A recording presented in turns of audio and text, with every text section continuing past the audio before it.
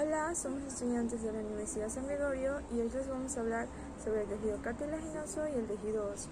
El grupo está conformado por Lady Solórzano, Dayana Mazabanda, María Belén Muñoz y mi persona, Alison Mero.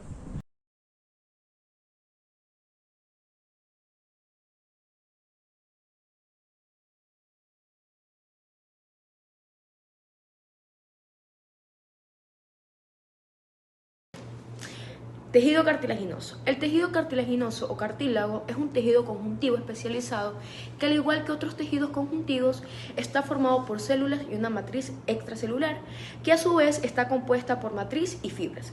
Una característica del cartílago, a pesar de ser un tejido conectivo, es que no tiene vasos sanguíneos ni terminaciones nerviosas, y las células se nutren por difusión pasiva. Las células especializadas de este tejido se denominan condrocitos cuando son maduras y condroblastos cuando son inmaduras. Tanto los condrocitos como los condroblastos se ubican en lugares bien definidos en la matriz del cartílago o pericondrio. Estos espacios se le denominan o se le conocen como condroblastos o laguna. En la ilustración 1 se trata del tejido cartilaginoso en el cual se encuentran células osteocondrógenas. Las células osteocondrógenas, condroblastos y condrocitos, componen el tejido cartilaginoso, que tiene diferentes características según el tipo de cartílago. Las células osteocondrógenas son aquellas células mesenquimatosas que tienen forma de uso, fusiformes, y que también son ligeramente alargadas. Dependiendo del microambiente que las rodea, las células osteocondrógenas se diferenciarán en células óseas o células cartilaginosas. Si en el ámbito mesenquimatoso hay una abundancia de irrigación sanguínea que mantiene altas las concentraciones de oxígeno, las células se diferenciarán en osteoblastos. Sin embargo, hay pocos vasos sanguíneos, poca tensión de oxígeno o un microambiente sin irrigación, las células osteocondrógenas se convertirán en condroblastos. En la ilustración 2 se trata del tejido conectivo en el que se encuentran células condroblastos. Los condroblastos son células que se distinguen de las osteocondrógenas y luego de las condrógenas. La existencia de una menor presión de oxígeno en el mesénquima es el estímulo de diferenciación. Los condroblastos se encuentran en el interior del pericondrio, que se encuentra en la superficie del cartílago. Su forma es fusiforme y su contorno cambia gradualmente a una forma ovalada. Aumenta el depósito de matriz fibrilar y amorfa. Poseen un citoplasma rico y basófilo dentro del ácido ribonucleico, manteniendo la capacidad de revivir, generando otros condroblastos o separándolo de los condrocitos jóvenes. En la ilustración 3 se trata sobre el tejido cartilaginoso en el que se encuentran células condrocitos. Los condrocitos son células del cartílago más comunes. Estas suelen tener una variedad de formas. Las formas más jóvenes son elípticas u ovaladas, mientras que las más antiguas son esféricas o poligonales. Los condrocitos se alojan en lagunas cartilaginosas en la matriz que pueden contener dos o más células, particularmente en los cartílagos de los adultos. En este caso, este grupo se llama o se le conoce como grupo isógeno. El tejido del cartílago se puede dividir en tres categorías, que son el cartílago hialino, el cartílago elástico y el fibrocartílago, teniendo en cuenta que cada tipo de cartílago difiere en la ubicación y en la organización de las células. En el tejido hialino, los condrocitos se dividen en grupos isogénicos axiales y grupos isogénicos coronales. El número de células en el cartílago elástico es alto, por lo que los isógenos no están definidos, y en el fibrocartílago, los condrocitos están dispuestos en filas. Por otro lado, la matriz extracelular amorfa y las fibras de cada tejido cartilaginoso son diferentes. En este caso voy a hablar sobre el cartílago hialino.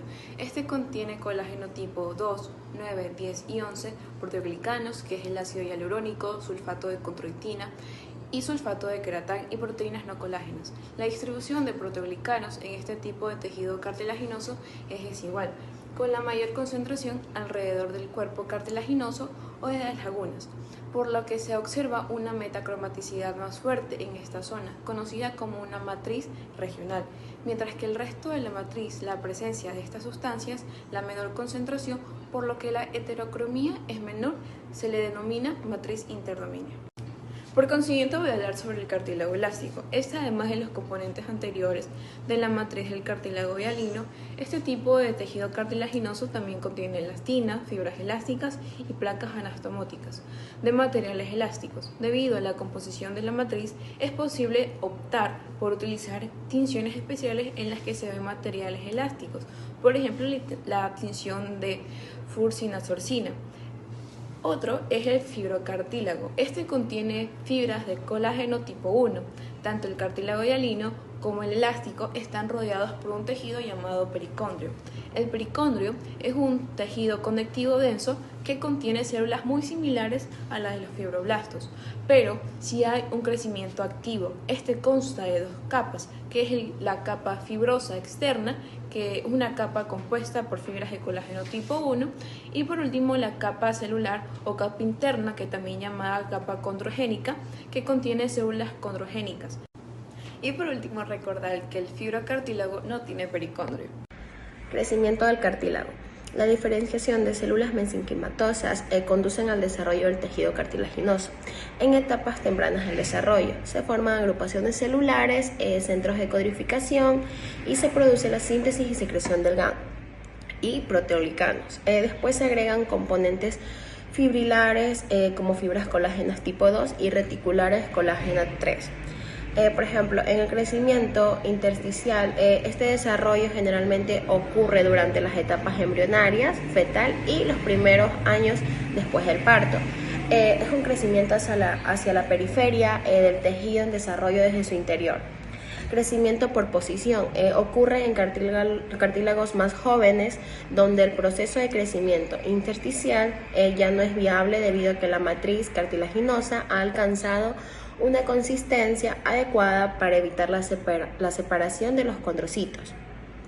Por ejemplo, en lagunas aisladas, lo que genera la formación de grupos isógenos como las células condrógenas del pericondrio, que sufren como resultado del crecimiento.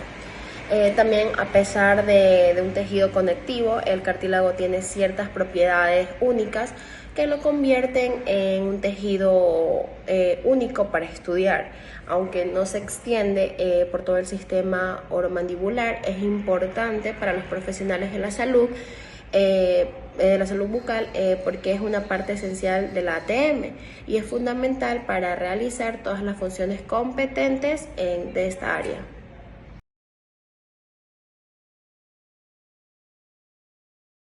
El tejido óseo es un tejido conectivo especializado en el que se mineraliza la matriz extracelular, otorgándole la rigidez y resistencia características de este tejido. La matriz ósea contiene colágeno tipo 1, colágeno tipo 5, glicosaminoglicamos, glicoproteínas y proteínas salivales, similar a los que suceden en el tejido del cartílago. La matriz mineralizada del tejido óseo contiene áreas llamadas osteocitos. Cada uno de ellos está ocupado por células óseas maduras. Estas células envían muchas proyecciones anatómicas que nutren a los tejidos.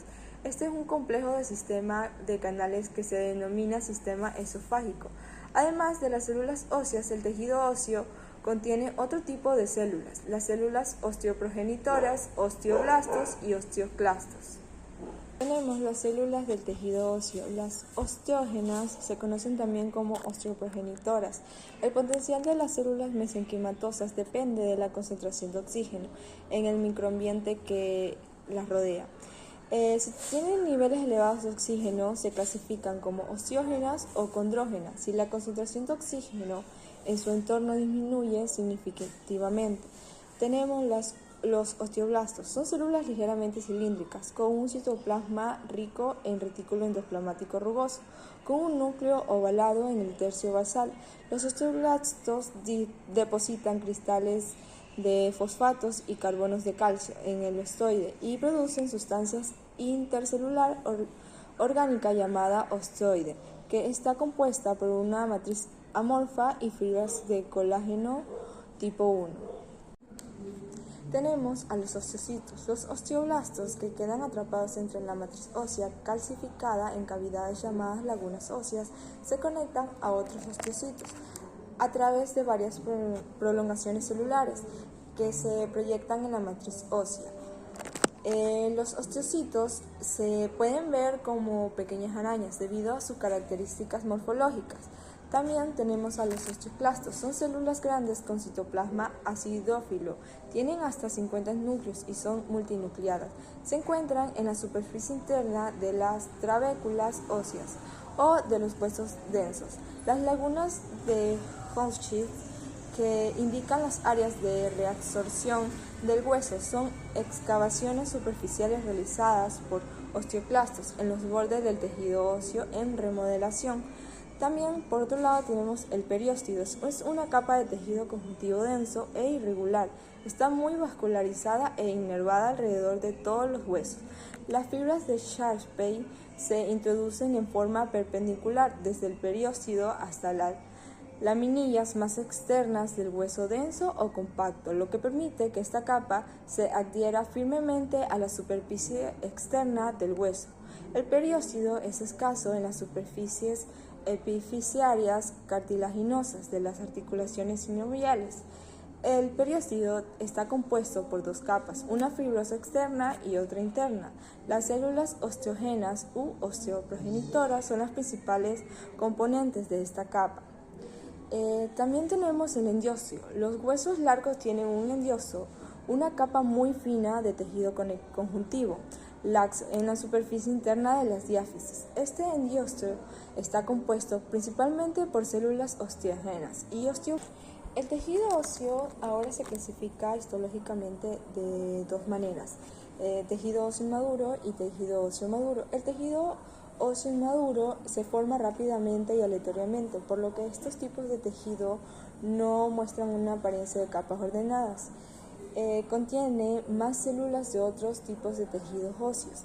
Bajo un microscopio óptico, el tejido parece basófilo. Por otro lado, el tejido óseo maduro se forma en dos, lentamente y de manera ordenada. El hueso histológicamente denso está compuesto por unidades denominadas sistemas osteosintéticas o de Haber. También tenemos el hueso esponjoso o trabecular. Se compone de trabéculas o espículas óseas, donde las laminillas óseas forman estructuras laminares dispuestas de manera tridimensional, creando una especie de red de aspecto esponjoso. Las trabéculas se orientan de forma paralela con respecto a las fuerzas de presión grandes, como en el caso de los cuerpos vertebrales, o a los esfuerzos de las articulaciones que flexionan una estructura sobre otra. La disposición reticular trabecular y de gran cantidad de vasos sanguíneos que acompañan a las trabéculas o espículas garantizan un aporte de nutrientes a las células hematopoyéticas o a la médula ósea, así como el transporte de células sanguíneas maduras a la circulación general. Tenemos el hueso denso o compacto. Este tipo de huesos, las laminillas óseas, están dispuestas de forma circular y concéntrica alrededor de un conjunto de Haber, el cual está ocupado por pocas células osteógenas y tejido conjuntivo, y por el cual fluyen pequeños vasos sanguíneos Los conductos de Bowman permiten que los vasos sanguíneos de las osteonas cercas se comuniquen lateralmente. En cada laminilla las fibras colágenas tipo 1 se disponen paralelas entre sí, pero de forma helicoidal. La dirección de las fibras colágenas en las laminillas cercanas es perpendicular a las laminillas contiguas. Esta disposición, aunada a la impregnación de las sales de calcio, brindan a cada osteona y al tejido óseo en general una gran resistencia a la presión como tal. El tejido óseo maduro y brillante tiene una estructura similar al tejido compacto, excepto que no observa tejido óseo. El proceso de formación del tejido óseo se denomina osificación y se puede ser de dos tipos: osificación intramembranosa y osificación endocondral.